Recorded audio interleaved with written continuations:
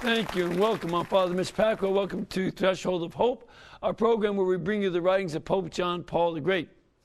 And today what we'll do, as we always do, is start off with some emails. Remember, you can send your emails by writing to threshold@EWTN.com. Threshold@EWTN.com. First email. Hi, Father Pacwa. My husband and I are not very enthusiastic about Halloween to begin with, and now this year's on a Sunday. We'll be careful about lack of enthusiasm. You might get tricks instead of treats. We will take our children to a church Halloween function this week, but we don't want them trick-or-treating on Sunday. Our friends think that we are taking this too seriously. What is the church's stance on Halloween, and where exactly did this holiday come from? Marietta in Alpharetta, Georgia. Well, Marietta, the holiday comes from being the eve of All Saints' Day. And there was an ancient pagan feast, a Druid feast, as I recall, that was on right around the same time. And so people took the Druid ideas and mixed it with, this date. And I think it's only back in the 20th century that you had the idea of kids going door to door to ask for Halloween treats. I don't think that they used to do that in olden times. There might have been bobbing for apples or something like that, but the idea of going door to door to ask for candy was a 20th century invention and tradition that got started. And I'm not even sure how early in the 20th century it was. It certainly flourished when I was a kid. But even then, we were always nervous. My parents were nervous. I wasn't, but my parents were about the kind of candy we would get. And, the church doesn't have an official stance on it because most of it is folklore. And it's the kind of thing that kids dress up and have a good time. Nowadays, people are more nervous about going door to door to get candy from strangers, which is perhaps not a bad idea. But they do have parties. My concern is not with what the kids do. What the kids do on Halloween is generally a lot of fun. But when adults start playing Halloween, then they get goofy. The adults who dress up and get drunk and use it as an excuse for sometimes even debauchery because they're in a costume, that is much more of a problem. And I would have much more difficulty with that. So the kids are usually pretty tame. It's crazy adults that you have to be careful of. Also, another one here. Dear Father Pacwa, on last week's World Over, Raymond Arroyo and Father Ted Pochalczyk discussed, among other things, human embryos that are in storage. Father stated, and I believe it's true, that God the Father is faithful to his creation, even though we are not. That would be the case because making human embryos is something that the church, artificially, the church forbids us to do. So that's why we're not faithful. Therefore, each little life, no matter how it is created, is given a soul. Recently, a child was born after being held in storage as an embryo for 30 years. 30 years as an embryo in storage. Imagine spending 30 years in a frozen wasteland. I'm very concerned about these little souls. They're locked in a prison. Are they aware? Do they learn? Does God visit them? When and if are they finally born, will they remember that time? Or will it have some sort of emotional, psychological effect on them? Claudia. Well, Claudia, first of all, we won't know if it has any physical, emotional, or psychological effect on them until we have enough of them who are born with this situation. There are problems with artificial, making of children, what they call in vitro children. There are a lot of physical problems that do occur, according to some doctor friends of mine. But they don't have their brains yet. When they're embryos, the brain has not started to develop. So, as such, they wouldn't have any memory of this. Because there's no organ that would be able to store the memory. But, whether there are other effects on them, we'll just have to wait and see. But there are people who are trying to rescue them. take them in and give birth to them. That's been one of the things that some people are trying to do. I don't know that the moral implications of that have all been discussed, but it's something that the church is looking at because it's considered a form of adoption, for these kids that were just left there frozen. And then finally, one last email. Dear Father Mitch, I wonder how far Jesus carried his cross. What is the distance in miles from the courtyard to the side of the crucifixion on Golgotha? Is this all uphill? I'm wondering because when I'm tired and I want to give up, I think of Jesus' focus on doing God's will no matter what it takes. And this helps me to go on. Becky. Well, Becky, the distance is about 1 kilometer, about, a little over half a mile. And it is a lot of uphill. You have to go up the street of the Via Dolorosa. And then it levels off when you get to the top of the hill until you get over to Calvary. But going from the courtyard up to the top of that hill, on the street known as the Chanazet, it's uphill up until that point. Then it flattens out. So, and then of course I have to go up Calvary itself. So that's how far Jesus carried it, about 1 kilometer. All right. Remember, you can send emails by writing to threshold at EWTN.com.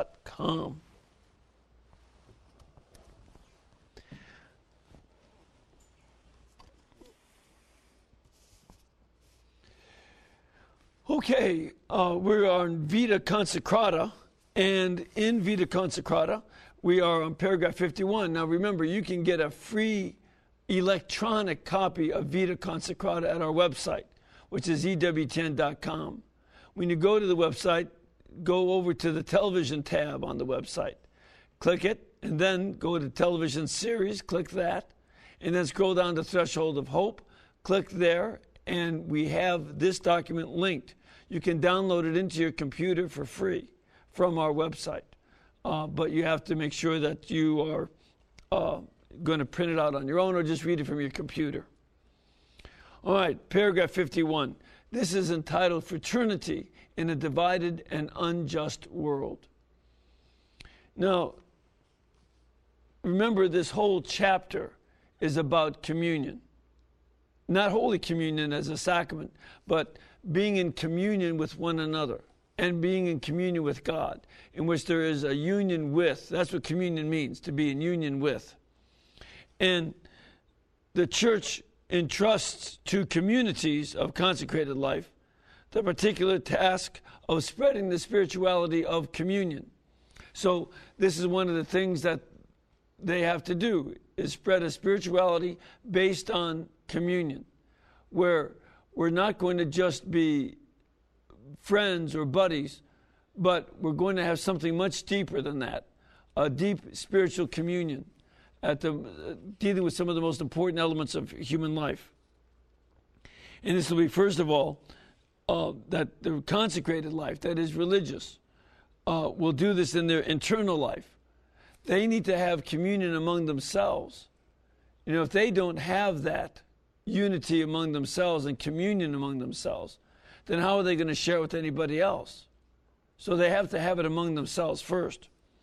And then in the ecclesial community, that is in the whole church, so that what they experience as communion in their community life should also then be spread into the church community, and the wider church experience this.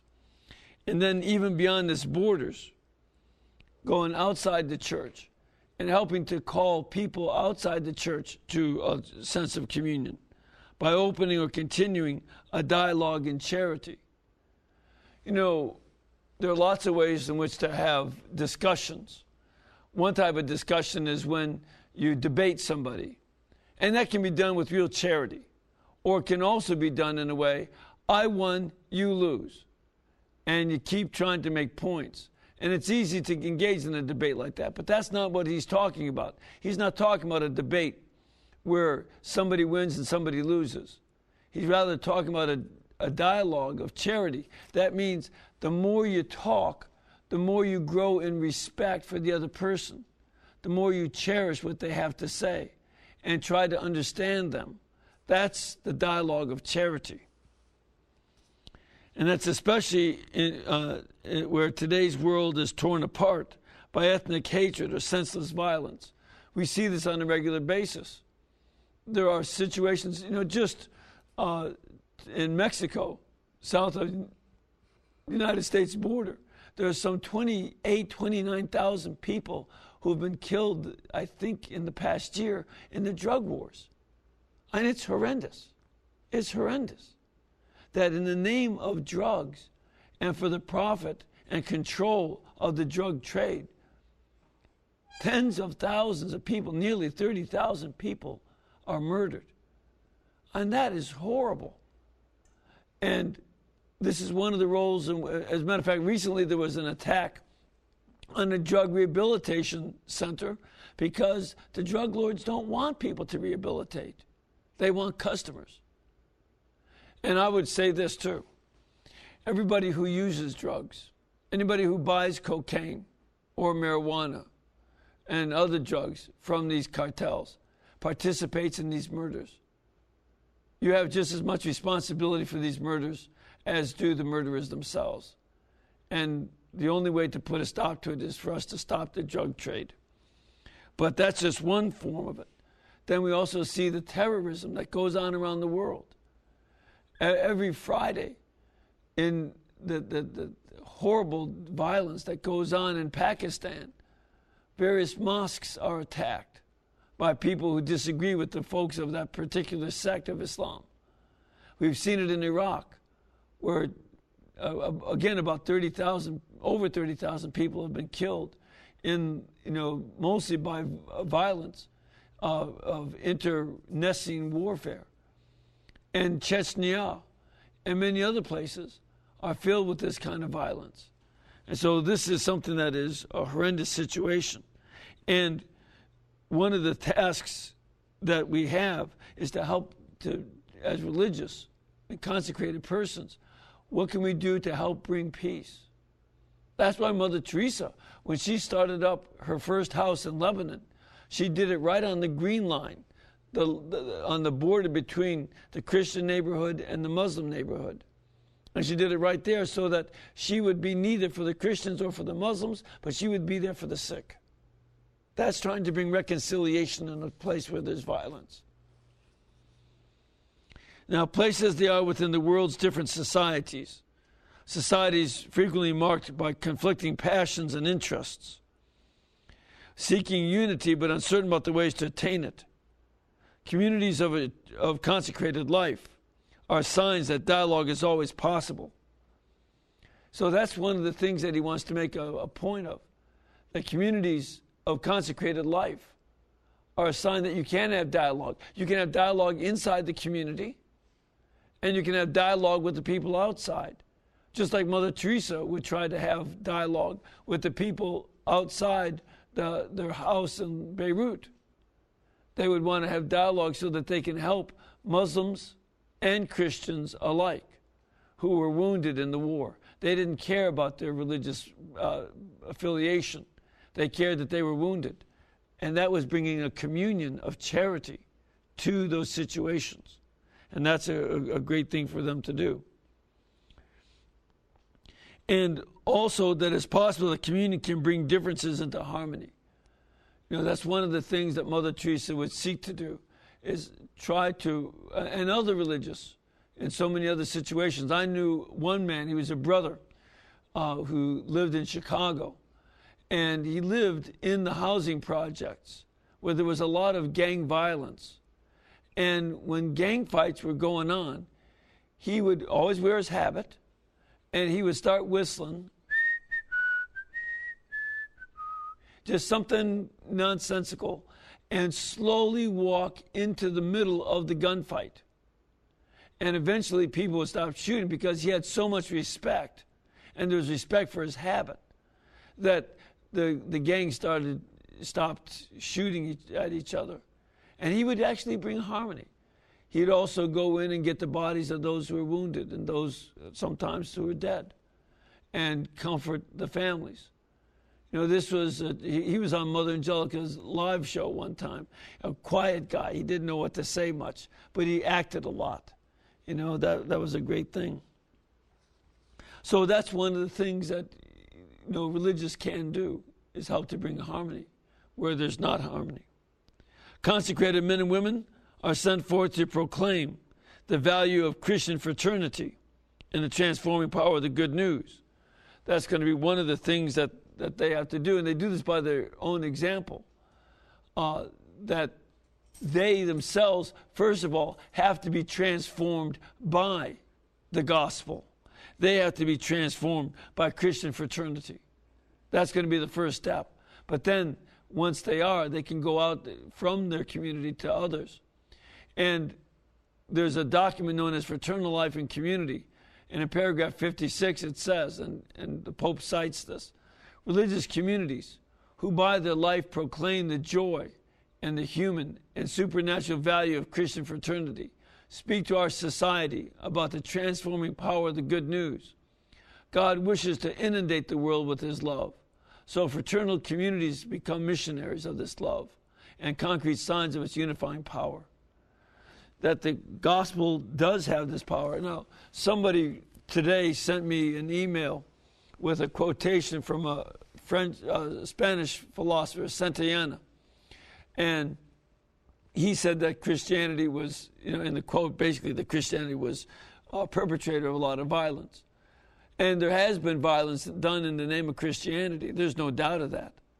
But does it outweigh the good done by the Christian hospitals, orphanages, schools, and so many more institutions than any of the wars ever could be? I don't think that that's the case, that the good that's done far outweighs any of the problems that have been done.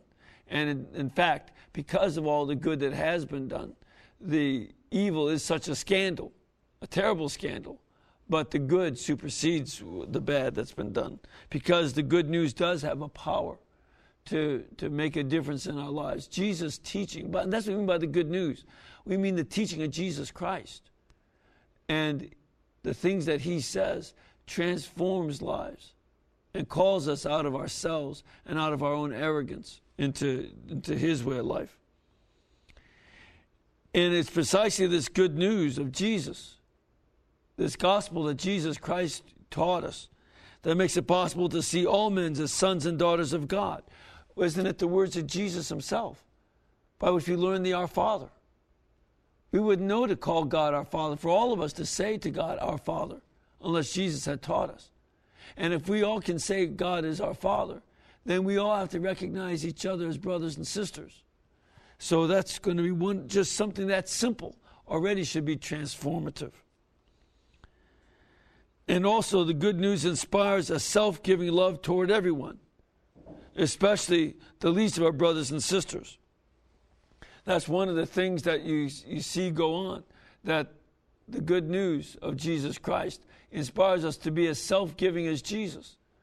It's not just a love that you feel, but it's that as some emotion, but it's a love that gets lived out by giving of yourself to others. And again, we can look, I've already mentioned Mother Teresa, what she and her sisters do, because the gospel has changed them to help some of the least of God's little children. I remember going to give a talk to the sisters in Lima, Peru, and they were literally going to the garbage dump and picking children out of the garbage dump that had been left there by the parents. Parents couldn't afford to take care of them, so they put them in a garbage dump. The sisters would go and pick them up. One guy they picked up was an old man who had no legs. He was just left to die by his family. This is self-giving love, and they made a commitment to take him on and take care of him. Such communities are places of hope and of discovery of the Beatitudes. This is where we discover what it means to be merciful as God is merciful, where it means to be poor in spirit. This is where we learn what it means to be a peacemaker. All the Beatitudes get learned.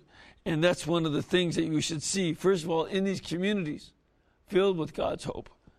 And then from those communities it goes out, drawing strength from prayer, the wellspring of communion. is called to become a pattern of life and a source of joy. Again, Mother Teresa and her sisters spend a significant part of their day in prayer. They accomplish so much. But first of all, they make a holy hour before the Blessed Sacrament in silence together. They also celebrate Mass. They pray the Rosary together. And that's why prayer is this wellspring. It's a source for them to be able to go out and do so much for people. Now, in an age characterized by the globalization of problems, and that we certainly see that, terrorism is a global problem. It's not a problem of Pakistan, Afghanistan, or Iraq. It's a global problem. And countries all over the world experience terrible problems of terrorism. Think back on the horrible terrorist war in Algeria back in the 1990s, where 250,000 people were killed. But this goes on in Chechnya and throughout Russia and other places. So it's a globalized problem. And there are other globalized problems that have to do with poverty and sickness and so on. And there's also the return of the idols of nationalism. Nationalism is the idea that puts the state or the nation or the people ahead of God and the church. This is one of the most wicked ideas. This is the idea that led to World War I. This is the idea behind the Franco-Prussian War of 1870. But then World War I in 1914. And then Hitler added racism to his nationalism. And the Soviet Union was very nationalistic in its aggressive qualities, as well as communistic and atheistic. So this nationalism has shown up. This was the problem with Saddam Hussein. Saddam Hussein was a nationalist. And for him, the good of his nation, as he understood it, was superior to the laws of God, whether the Muslim laws of God or the Christian laws of God. And so this is something that has gone on in the world. We've got these global problems and the return of nationalism. So there are international institutes of religious. There are, like my own order, the Jesuits. We're a global institute. And many others are global. And they especially are called to uphold and to bear witness to the sense of communion between peoples, races, and cultures. One of the rules that St. Ignatius gave us Jesuits is that we are not allowed to talk about nationality inside our communities. We're not allowed to talk about our nationality because the danger it would be to compare one nationality with another and cause tensions. And the last thing that St. Ignatius wanted us to have was tensions over our nationality. That's something that would be unacceptable. There are certain gifts that come with nationalities, to be sure. And there might be foods and customs that you might be able to borrow.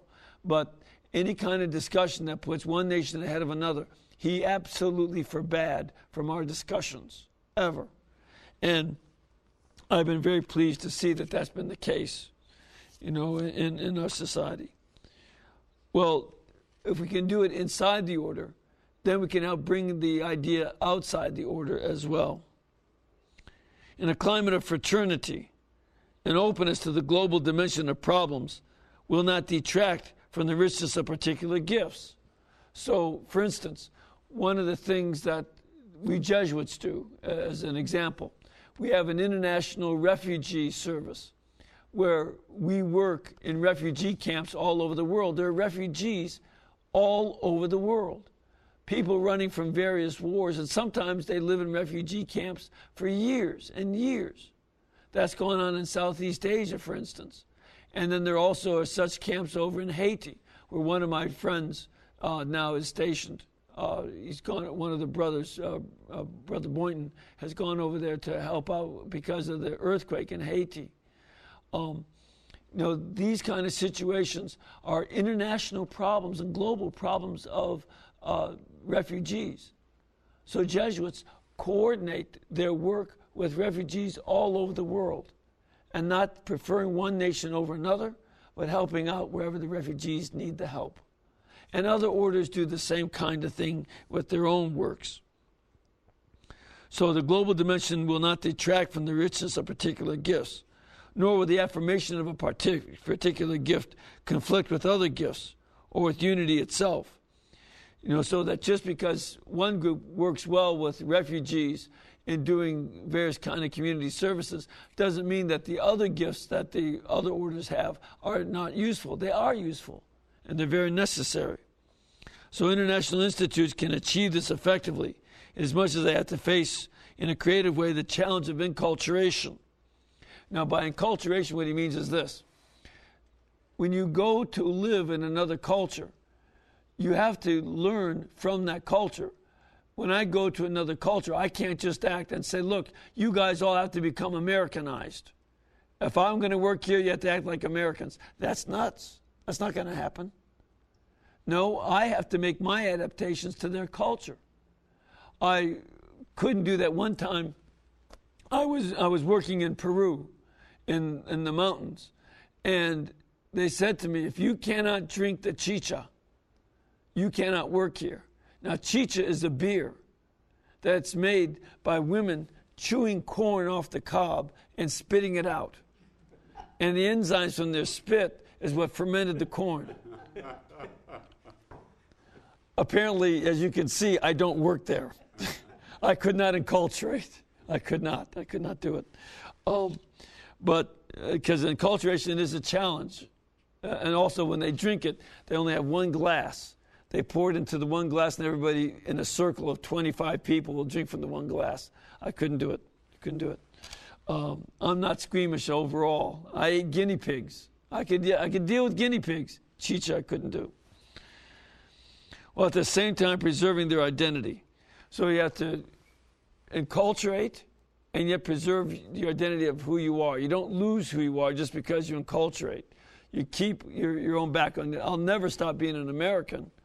But when I go to other places, I can enculturate. I can learn the language. I can learn the customs. I can learn what it means to be polite in that world. But I'm still going to be an American. And so you keep that identity. I'm always going to be a Jesuit. And I keep that identity as a Jesuit intact at the same time that I'm working, in other places, in other countries. And so that's the kind of thing where you enculturate, but maintain your own identity. And that's a tension. There's clearly a tension between that. But that's what you do, especially when you're working in international situations. All right. We're going to take a break. We'll come back and see if we have any questions from our studio audience, and then deal with paragraph 52. So please stay with us.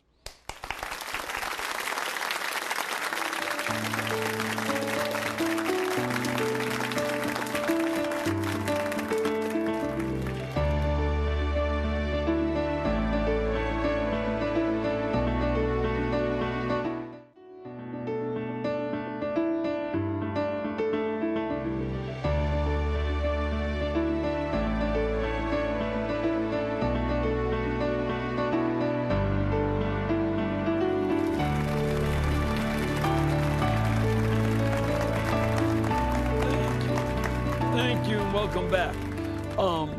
We have a nice group here of folks coming from different parts of the country, from Pennsylvania and Indiana and Kansas. And we'd love to have you come and join us if you get a chance. You can come either as individuals or as a group or a family. Just contact our pilgrimage department so they know you're coming, and we can make sure that we have enough room here for you. And you can contact them at 205-271-2966. That's 205-271-2966. Or go to our website, www.EWTN.com. And they'll help you with all kinds of information about where you can stay, where you go to eat. I don't know if any of you had any fried green tomatoes yet? No? Oh, you got to get the fried green tomatoes. That movie was based on a restaurant here in Irondale, so got to have you come and join us. And of course, the scheduling for the masses and for the programs and tours of the studios. So come on down. We have some questions from our audience. Let's start off with this gentleman. Sir, where are you from? Hi, I'm Mark from Bucks County, Pennsylvania, in the Archdiocese of Philadelphia. Oh, a little heartache there for the baseball season. A lot of heartache. We'll we'll rebound and we'll be back next year. Good. And what's your question? Question, Father, you talked about communion within your community, within the church, and then outside of the church. How about extending that into the workplace without getting torn to pieces? By the way, I sympathize with your pain. I'm a Cubs fan, so. But in terms of the workplace, you know, there are going to be all kinds of different attitudes that can go on in the workplace. This is, you know, it's not always easy to develop because sometimes individuals, you know, just cannot get along. You know, they're just cats and dogs with each other, and that's a difficult situation, and you just can't get them to communicate.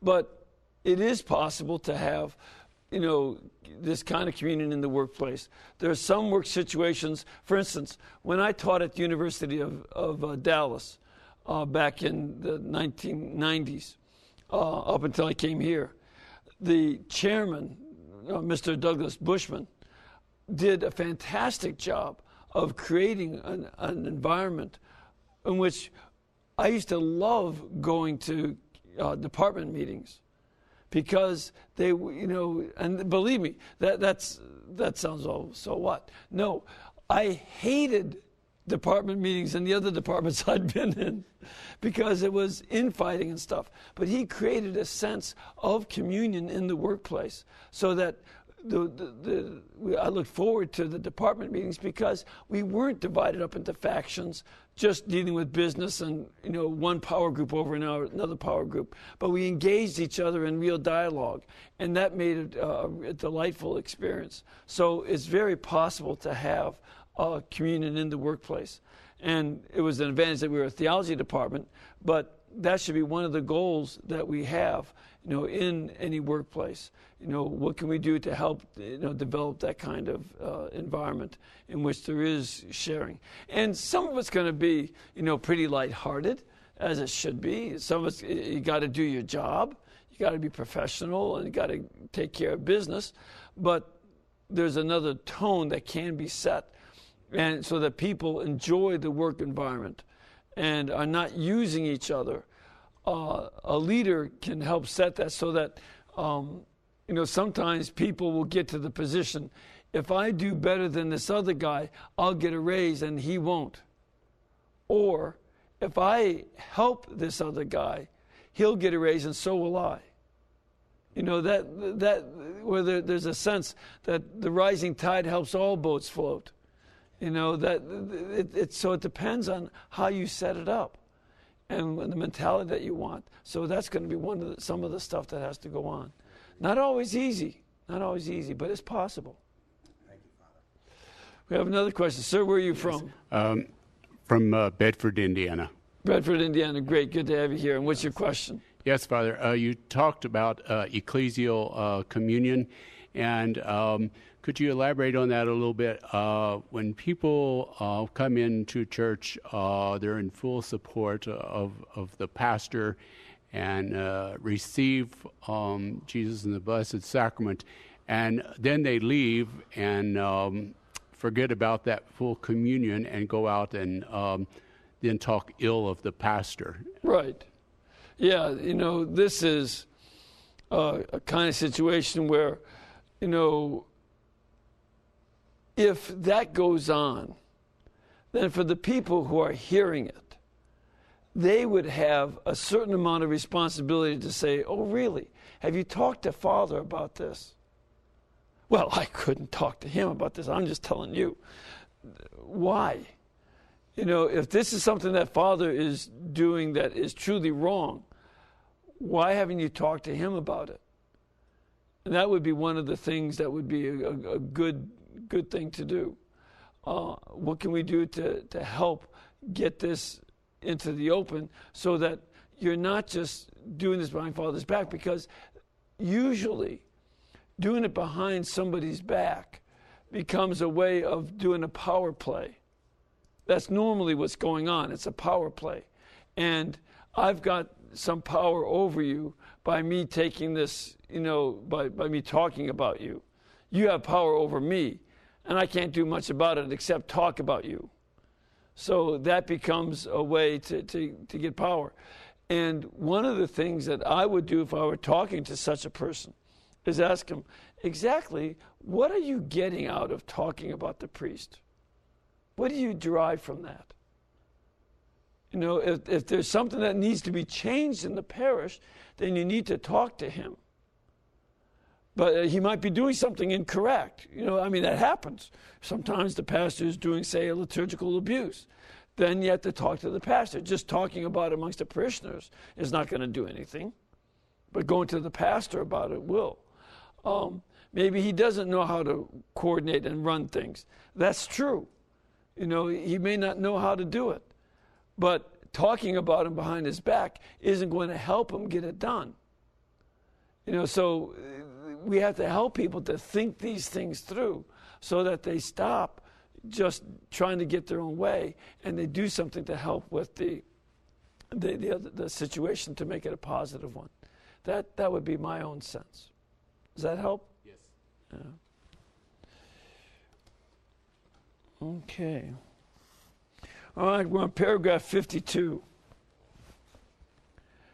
And this is talking about communion among the different institutes, so among the different religious orders.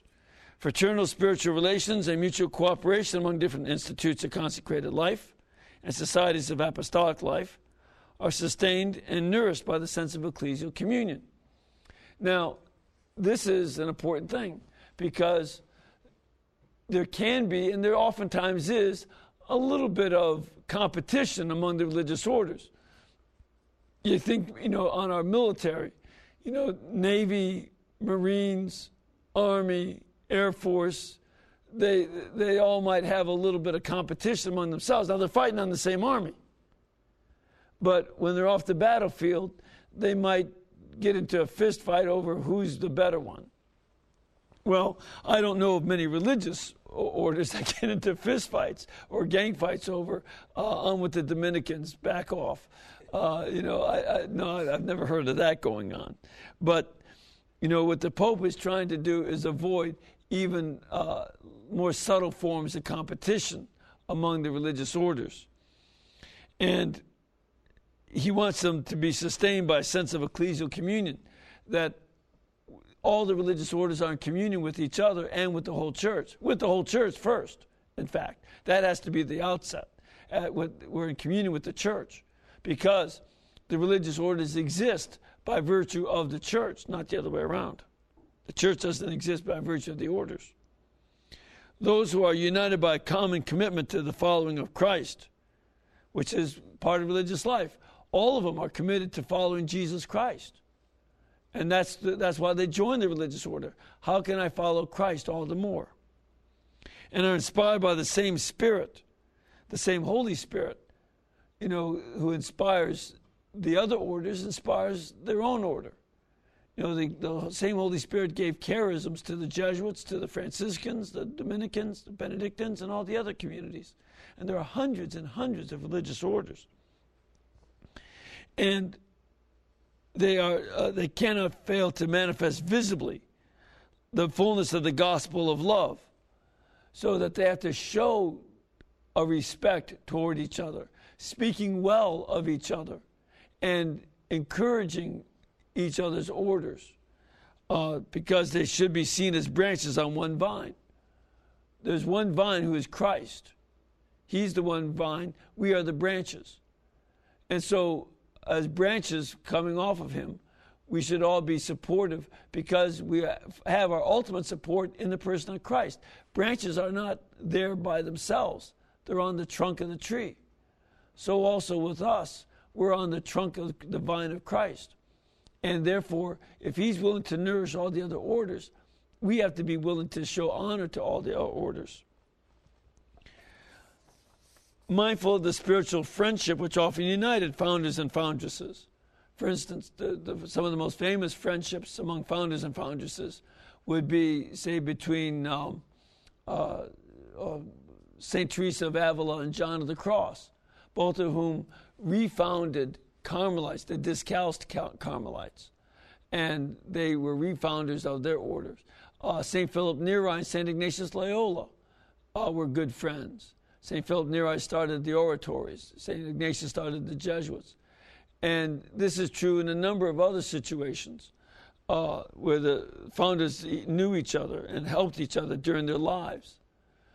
So that was one of the things that would go on. And consecrated persons, while remaining faithful to the character of their own institute, are called to practice a fraternity, which is exemplary, and which it will serve to encourage the other members of the church in the daily task of bearing witness to the gospel. So that, that's one of the things that I really like doing is making sure that when I'm preaching on a feast day of another, the saint of another order, I always pray that the Lord bless them with many new vocations and bless them with the charism that they've got. I need to pray and to be reminded of the importance of praying for the Franciscans on their feast days and the Dominicans on their feast days and so on with all the other communities, because I also depend on their prayers, that we need to pray for each other and show a complete respect for each other. Now, there are jokes and stuff, and I like a lot of the jokes, especially the ones that sort of tease us Jesuits. But I won't tell a joke that teases the other orders. I'll only tell jokes that tease my own order, because it's something that I think is a more honorable way of doing things. My goal would never be to put down somebody else's community or to make fun in any way of another charism. That's something that has to be very much part of what we do. Now, St. Bernard of Clairvaux, in his apologia to William of St. Thierry, said this about orders, and I quote from St. Bernard: "I admire them all." He admired all the orders. "I belong to one of them by observance," that is, to his own order that he founded, "but to all of them by charity." So he belongs to all the orders by a love for them all. We all need one another. The spiritual good which I do not own and possess, I receive from others. That is, the other orders have other gifts, and I receive from them. In this exile, the church is still on pilgrimage and is in a certain sense plural. She is single plurality and plural unity. All our diversities, which make manifest the richness of God's gifts, will continue to exist in the one house of the Father, which has many rooms. Now there's a division of graces. There will be distinctions of glory. Unity both here and there consists in one and the same charity. So that having a charity and a love toward the other orders is what maintains unity during this life and in heaven as well. And we are to have that kind of charity toward each other in heaven. And this is going to be part of the attitude that we need to have to promote communion within the church, by all the religious orders being with each other. Now, paragraph 53, coordinating bodies. This paragraph deals with a section on some of the more practical elements of how to get communion among the different orders. So, for instance, a significant contribution to communion can be made by conferences of major superiors and conferences of secular institutes. Now, in the United States, we have the Conference of Major Men's Superiors, Major Superiors of Men, I should say. This is for all the men's orders. Then there's also the Leadership Conference of Women Religious. And then there's also the Conference of Major Superiors of Women. These are three groups that exist representing orders of men, and two of them representing orders of women. And these are very important conferences because they get together at least every year to discuss some of the things they have in common, just like the bishops get together.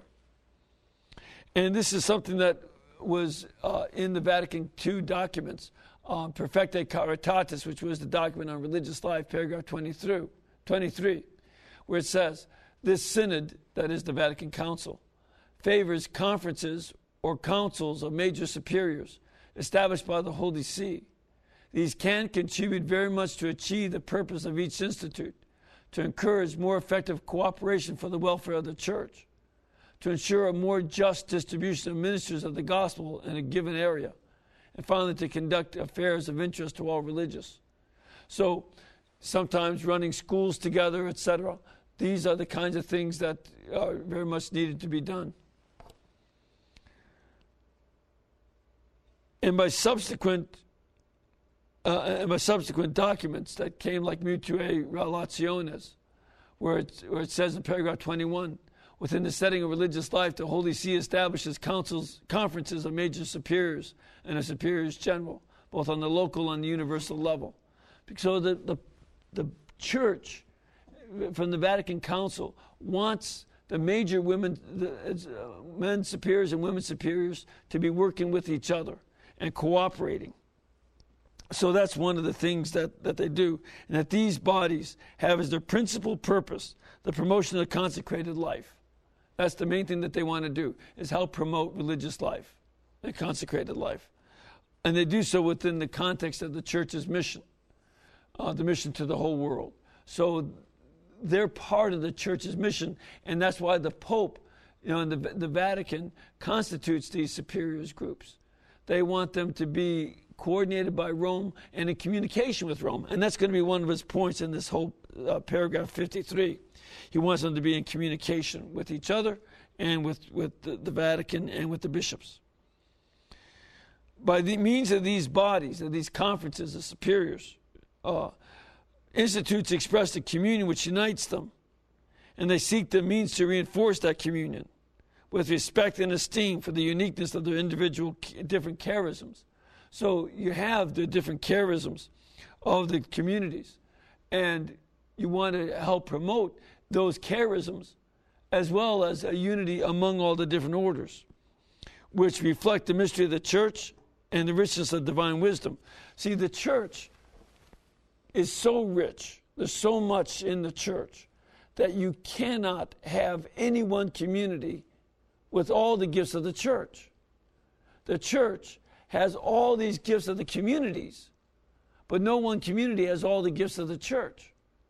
So that's one of the things. And also, it's God's greatness that there's all this diversity going on. And that's why he also cites Perfecte Caritatis, paragraph 1, where again it says, indeed, from the very beginning of the church, men and women have set about following Christ with greater freedom and imitating him more closely through the practice of evangelical counsels, each in his own way leading a life dedicated to God. Despite such a great variety of gifts, all those called by God to the practice of the evangelical counsels, and who faithfully responding to the call undertake to observe the same, bind themselves to the Lord in a special way, following Christ, who, chaste and poor, redeemed and sanctified men, through obedience even to the death on the cross. So that these different evangelical counsels of poverty, chastity, and obedience have been followed since the beginning of the church. St. Paul, for instance, would be someone who lived in these evangelical counsels. He was chaste. He never married, as he himself says in 1 Corinthians 7. And St. John apparently was the same. So, these evangelical counsels are followed from the beginning of the church, and they are all part of this diversity that exists in the church with the different gifts that exist. I encourage institutes of consecrated life to work together. So he wants them to cooperate, especially in those countries where there are particularly difficult situations, increase the temptation to withdraw into themselves. Now, he was thinking back in these days of the communist countries, but it would be true in some of the other countries too, some of the Muslim-dominated countries. There's a great deal of tension. And so the religious, sometimes withdraw to themselves. Well, he doesn't want them to do that. He wants them to cooperate amongst themselves. So, for instance, in Palestine, Jesuits and some of the other religious, work together. In some of the schools, the Christian Brothers and the Jesuits work together in schools. And besides working together in those countries where it's particularly difficult, they don't want it to ever be to the detriment of the consecrated life or the church, that you don't want to hurt the church's life by being withdrawing and going off into your own Rather, these institutes should help one another in trying to discern God's plan in this troubled moment of history, and in order to better to respond to it with appropriate works of the apostolate. And this again is a quote he cites here, a quote from Gaudium et Spes, paragraph 4. To carry out such a task, the Church has always had the duty of scrutinizing the signs of the times and of interpreting them in the light of the gospel. We have to find out what's going on in the world. What are the signs of our times? What do the different movements mean? You know, even in this country, the United States, our politics keep on changing. What's the sign of the times? And where is God speaking to us? What is simply human? Where is God speaking? And we have to be able to adapt to be able to deal with these situations. In the perspective of communion, open to the challenges of our time, superiors of men and women work in harmony with the bishops. And they should seek to make use of the accomplishments. And by the way, this is a message from Pope John Paul to the religious of Brazil.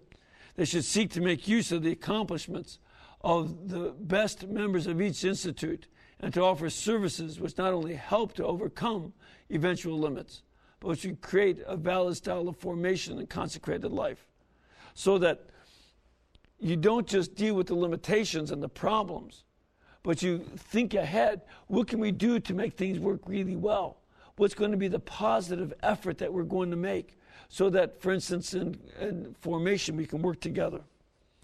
So he exhorts the conferences of major superiors and conferences of secular institutes to have frequent and regular contacts with the Congregation for Institutes of Consecrated Life and Societies of Apostolic Life. That's a long name. That's a Roman congregation. And by congregation, they don't mean a church. They mean one of the offices of the Vatican. There's an office of the Vatican that is in charge of dealing with religious life and with secular institutes. And the Pope is saying, I want you guys to have regular contact with us. If we're going to have communion within the church, talk to us. Meet with us. Let us know what's going on, and let us let you know what's going on. Too often there's tension. As a matter of fact, one of the things that's going on at this point right now in history is that there's tension between the women religious who are having this visitation go on. Some of them don't like it happening. They don't want it to go on. And the Vatican has said that it's going to go on. And so there's this tension between the papacy and the religious. That's what he wants to avoid. And regular contact with them is going to help to avoid it. There should be an active and trusting relationship, not only with the Vatican, but also with the Episcopal Conference of each country. Meet with the bishops. Let them know what's going on with you too. Don't be hiding from the bishops or keep things away from them. And in the spirit of the document Mutuae Relationes, which was a document on mutual relations, these contacts should be established on a stable basis, so they should regularly meet in order to provide for constant and timely coordination of initiatives as they come up. Work together on a regular basis. Don't just do it when things get to be a problem. Don't wait for the problems to arise, but do it all the time. If all this is done with perseverance and in a spirit of faithful adherence to the directives of the magisterium, the organizations that promote coordination and communion will be particularly helpful. So if you do this with the sense we want to learn from the magisterium and cooperate with the magisterium, then there'll be real help in formulating solutions that avoid misunderstandings and tensions. That's what he wants to do, is avoid the misunderstandings and tensions on the theoretical and practical levels. In this way, they will make a positive contribution, not only to the growth of communion between institutes of consecrated life and the bishops, but also the advancement of the mission of the particular churches. In other words, because they cooperate together, they'll be able to have a better relationship so that they're helping the local dioceses to grow, and that the religious and the bishops and the priests and the Vatican all can have communion amongst themselves. It's a sad thing to have to say that, but because there's been some tension, it needed to be said. And so we pray for that communion to become a reality among religious. Now, may Almighty God bless all of you in that communion in the name of the Father, the Son, and the Holy Spirit. Amen.